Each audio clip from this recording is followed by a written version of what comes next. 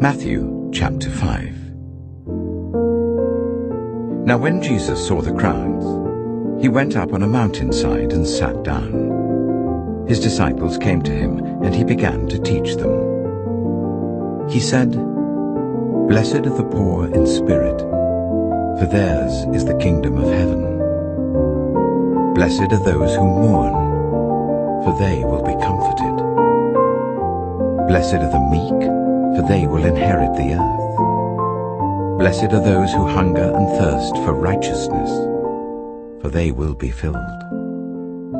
Blessed are the merciful, for they will be shown mercy.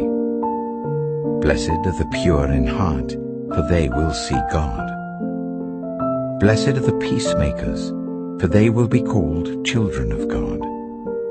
Blessed are those who are persecuted because of righteousness, for theirs is the kingdom of heaven.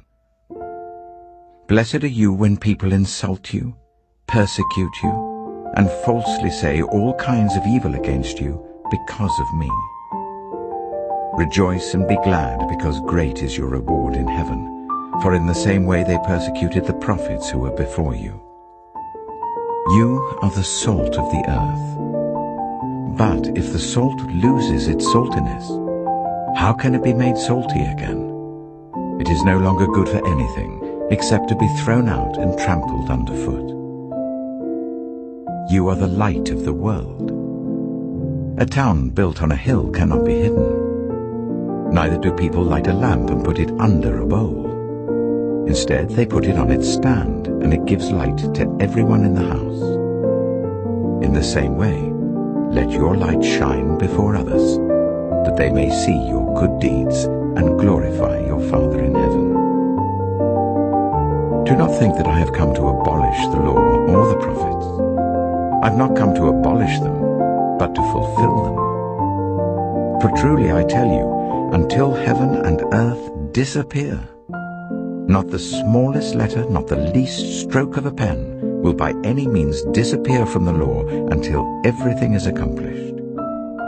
Therefore, anyone who sets aside one of the least of these commands and teaches others accordingly will be called least in the kingdom of heaven. But whoever practices and teaches these commands will be called great in the kingdom of heaven. For I tell you that unless your righteousness surpasses that of the Pharisees and the teachers of the law, you will certainly not enter the kingdom of heaven. You have heard that it was said to the people long ago, "You shall not murder, and anyone who murders will be subject to judgment."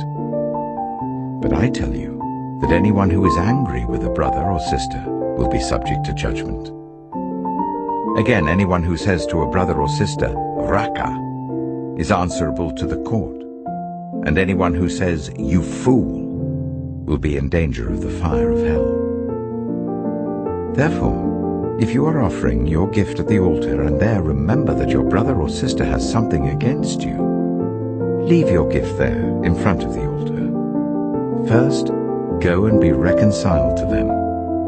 Then come and offer your gift. Settle matters quickly with your adversary who is taking you to court.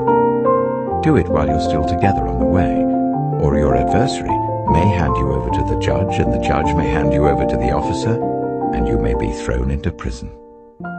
Truly I tell you, you will not get out until you have paid the last penny.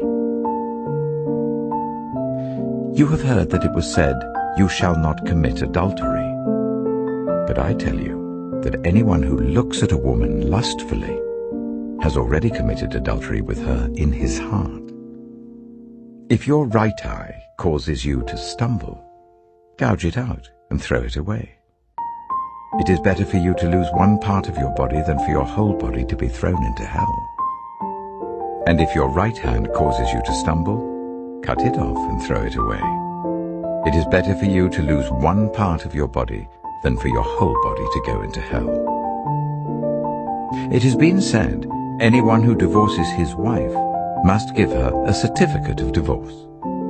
But I tell you that anyone who divorces his wife except for sexual immorality makes her the victim of adultery, and anyone who marries a divorced woman commits adultery.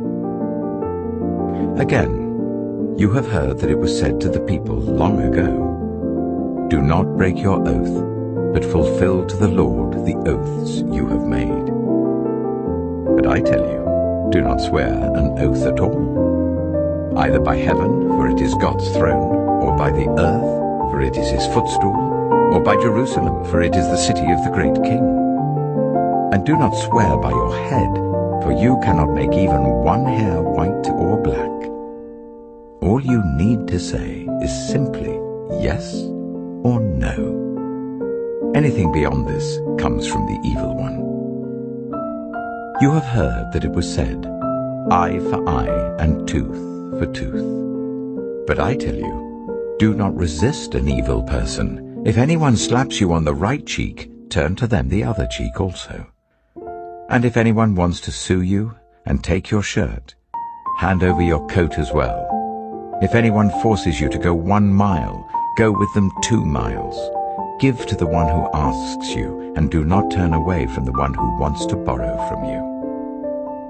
You have heard that it was said, "Love your neighbor and hate your enemy."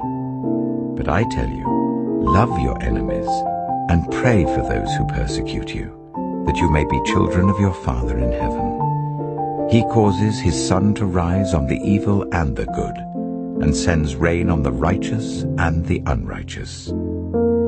If you love those who love you, what reward will you get? Are not even the tax collectors doing that? And if you greet only your own people, what are you doing more than others? Do not even pagans do that? Be perfect, therefore, as your heavenly Father is perfect.